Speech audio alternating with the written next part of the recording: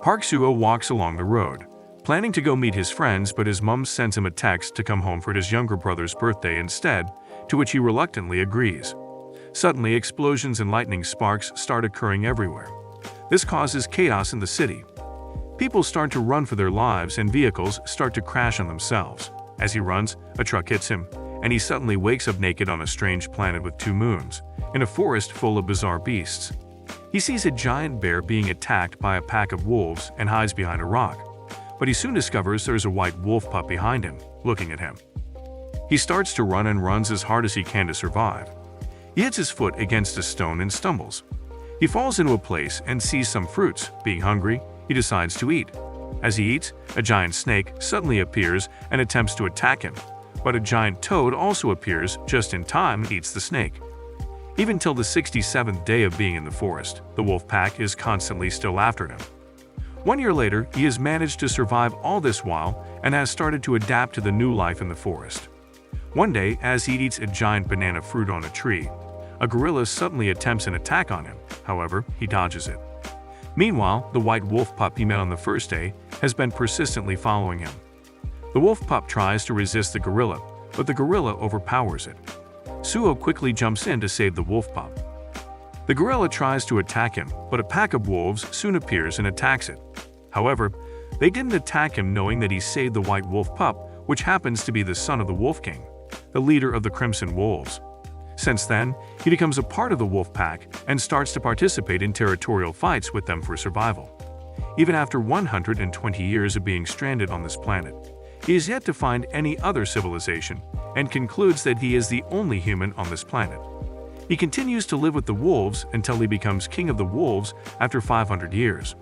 One day, as the Wolf King, he starts a war with the gorilla race over Moonlight Hill. As the wolves fight against the gorillas, he attempts to attack a gorilla and suddenly experiences something strange. A bright light shines and he gets transported back to Earth through a portal. He loses consciousness and is taken to the hospital by agents of the Awakener Bureau. After he wakes up, he narrates all the events that happened during the 1,000 years he was away to the doctor. However, the doctor thinks he must be crazy and is suffering from PTSD. At the Awakener Bureau, they discover he is an F-rank returner patient and wonder how he managed to go through a portal being just an average person. To become a true returner that can pass through a portal, one has to kill monsters and steal their dimensional energy, which is quite impossible for an F-ranker. Although Park Suo had always desired to return, now that he is back, everything feels unfamiliar, and he wonders how he ought to live from now on. Choi Sudam from the Awakener Bureau pays him a visit at the hospital. She wants to verify his situation with her eyes. She finds him acting weird. She then gives him a document containing the information he ought to know as a returner and tells him to sign. But he starts to draw a wolf on it. He is shocked when Choi Soo-young tells him that he's only been away for 10 years and that he should return to his family when he fully recovers. He thought that he had lost his family already and is now alone in this world after he had to leave his wolf family on the planet he returned from. Although his mom and dad died the day he went missing, his younger brother, Juno, is still alive. He immediately runs to meet the doctor asking to be discharged so he can go see his brother. The doctor allows him to leave the hospital, however, he does it on a condition. While in the taxi heading to meet his brother, he discusses with the driver, and the driver tells him about some major events that have happened in the last 10 years. 10 years ago, on the day of the Great Disaster, a door to another world opened, and the Earth was invaded by monsters from other worlds, which caused the loss of many.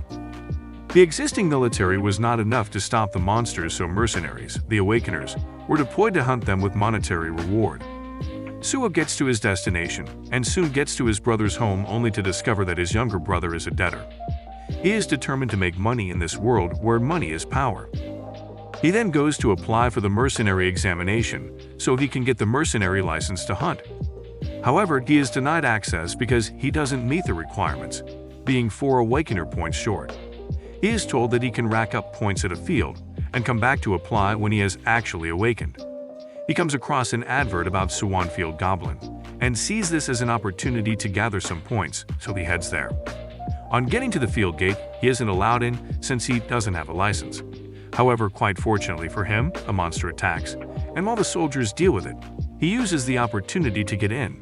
He scouts around and discovers a place to start hunting from.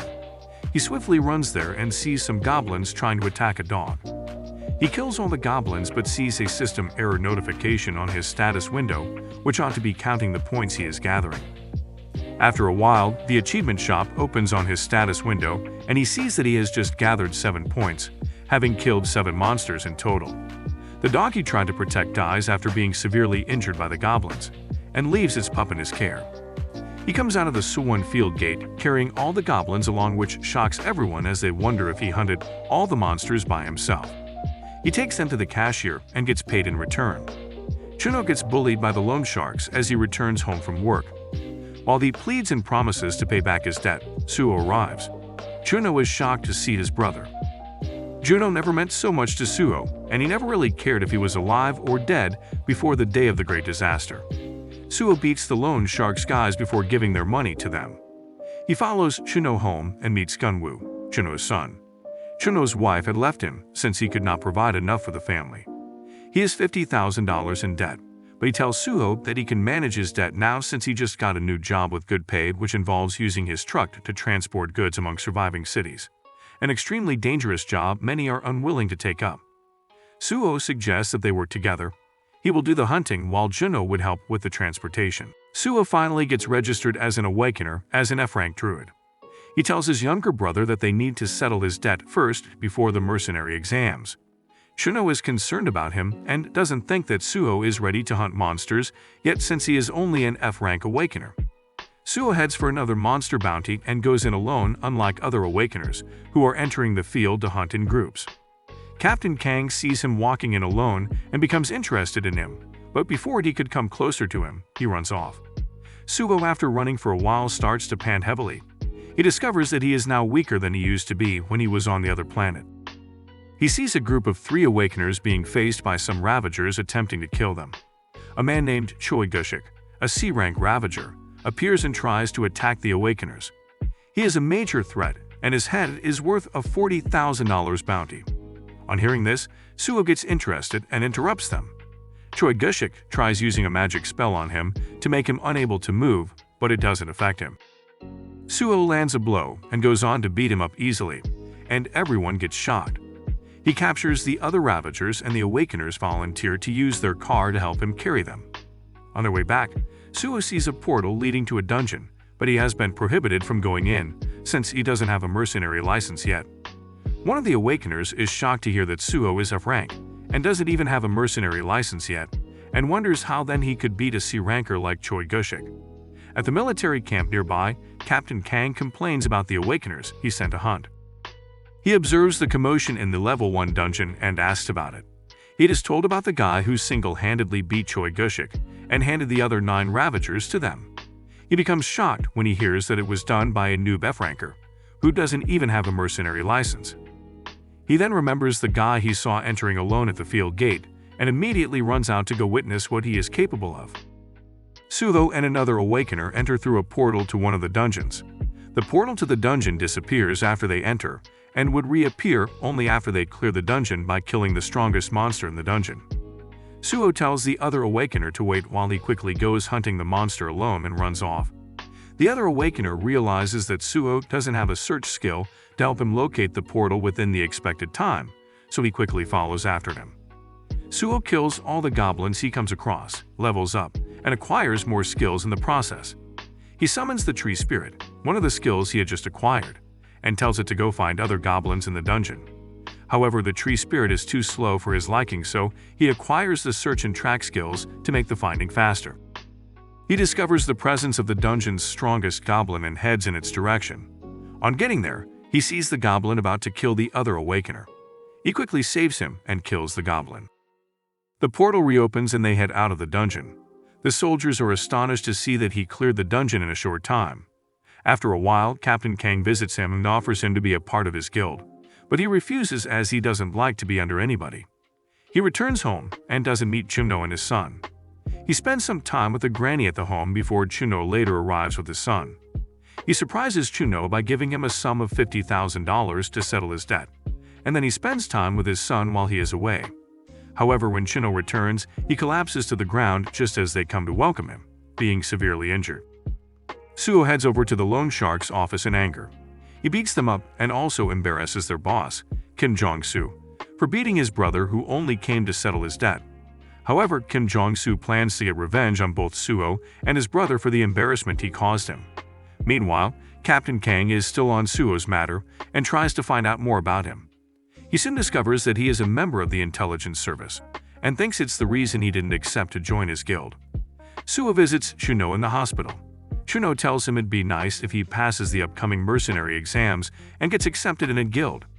He offers to help Suho look for some high-ranking guilds, but he declines.